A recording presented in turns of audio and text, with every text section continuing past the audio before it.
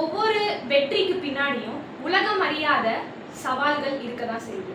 ஒவ்வொரு புன்னகைக்கு பின்னாடியும் இந்த உலகத்துக்கு தெரியாத ஒரு சில கடினமான தருணங்கள் இருக்க தான் செய்யுது.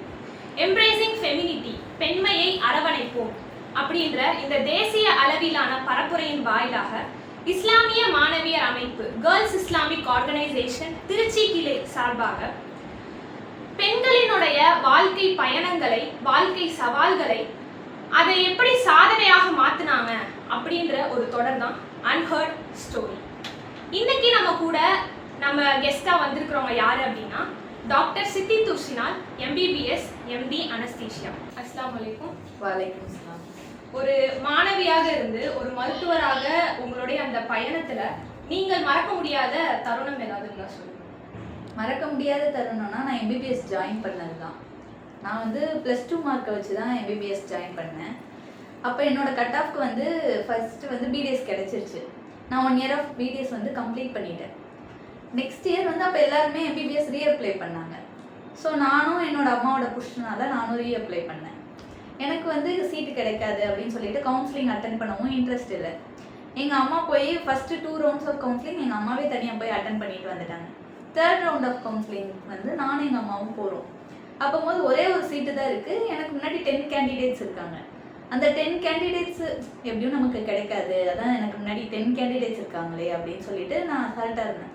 ஆனால் வந்து அந்த 10 கேண்டிடேட்ஸுமே அந்த சீட் வந்து வேணான்னு சொல்லிட்டாங்க. அந்த சீட்டு நான் எடுத்துகிட்டு வந்தேன்.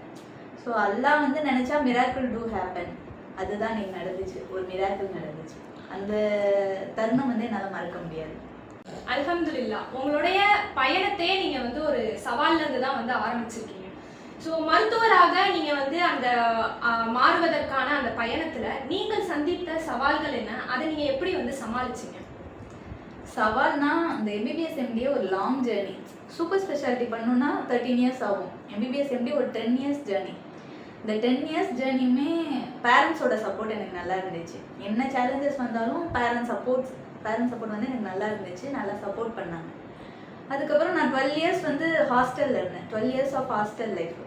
நல்ல ஃப்ரெண்ட்ஸ் கிடைச்சாங்க, நல்ல சரௌண்டிங்ஸ், நல்ல டீச்சர்ஸ் இருந்தாங்க. என்ன ஹெல்ப்னாலும் ஃப்ரெண்ட்ஸு செய்வாங்க.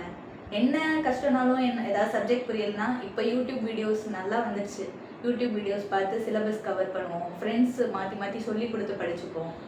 ஏதாவது கேசஸ் எம்டி படிக்கும்போது கேசஸ் டிஃபிகல்ட்டாக இருந்துச்சுன்னா அப்போவே வந்து நான் துவா கேட்பேன், அல்லா அந்த கேஸ் நல்லபடியாக முடிஞ்சிடணும் அப்படின்னு சொல்லிட்டு துவா கேட்பேன். அல்லாவோட பிளெஸிங்ஸ்லையும் டீச்சர்ஸோட கைடன்ஸ்லையும் நல்லபடியாக எல்லா சேலஞ்சஸுமே என்னால் ஃபேஸ் பண்ண முடிஞ்சிச்சு. ஒவ்வொரு சேலஞ்சஸும் ஃபேஸ் பண்ண முடியும் போது ஓகே நம்ம இவ்வளோ ஸ்ட்ராங்காக இருக்கோம் அப்படின்னும் எனக்கு தெரிஞ்சுது. இன்னைக்கு வந்து பெரும்பாலும் கடந்த ஒரு 2 டிகேட்ஸாவே பெரும்பாலும் வந்து பெண்கள் வந்து நிறைய துறைகள்ல வந்து கால்தடம் வந்து பதிக்க ஆரம்பிச்சிட்டாங்க. மெயினா வந்து முஸ்லிம் பெண்களும் எல்லா துறைகள்லையுமே வந்து கால்தடம் வந்து பதிக்க ஸ்டார்ட் பண்ணிட்டாங்க அப்படின்னு தான் சொல்லணும். ஸோ ஒரு முஸ்லிம் பெண்ணாக மருத்துவத்துறையில நீங்க வந்து பயணம் செஞ்சுட்டு இருக்கீங்க. அதுல உங்களோட அனுபவம் பத்தி சொல்லுங்க. என்னோட அனுபவம் வந்து நான் இந்த எம்பிபிஎஸ் எம்டியில் என்னோட ஹிஜாப் நல்லா மெயின்டைன் பண்ணேன். ஸோ வந்து என்னோட ஐடென்டிட்டியாக ஒரு ஹிஜாப் இருந்துச்சு. ஓடி தவிர, ஆப்ரேஷன் தேட்டர் தவிர, ஆப்ரேஷன் தேட்டரில் கேப் போட்டுப்பேன். மிச்ச இடத்துல எல்லாமே என்னோட ஹிஜாப் இருந்துச்சு. நான் ஏதாவது நல்லா பெர்ஃபார்ம் பண்ணிட்டா அவங்க ஃபஸ்ட்டு வந்து என்னோட ஹிஜாப் வச்சு அந்த முஸ்லீம் பொண்ணு நல்லா பண்ணுச்சு அந்த மாதிரி சொல்லுவாங்க. ஸோ அது வந்து ஹிஜாப் வந்து என்னோட அடையாளமாக மாறிச்சு. சின்ன வயசுலலாம் எனக்கு லாங் ஹேர் இருக்கும், லாங் ஹேர் வச்ச பொண்ணு அப்படி சொல்லுவாங்க.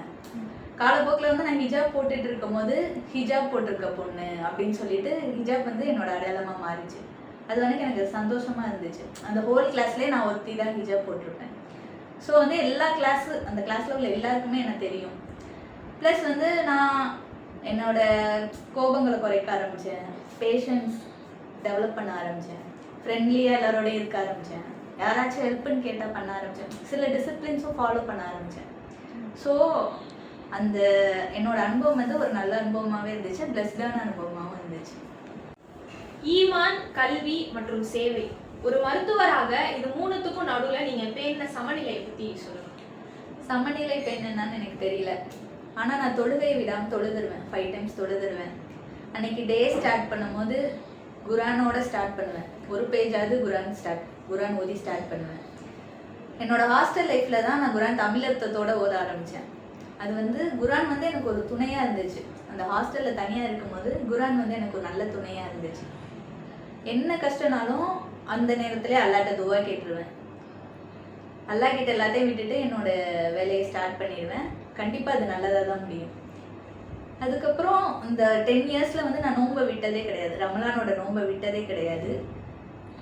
என்ன ஹெக்டிக் டியூட்டிஸ் இருந்தாலும் எல்லாரும் எனக்கு ஹெல்ப்பும் பண்ணியிருக்காங்க. நோன்பு வைக்கிறதுக்கு, என்னோட டியூட்டிஸை மேனேஜ் பண்ணுறதுக்கு எல்லாரும் ஹெல்ப்பும் பண்ணியிருக்காங்க. என்னோட நோன்பை வந்து ரமலான் நோன்பை நான் கண்டிப்பாக வச்சிருவேன்.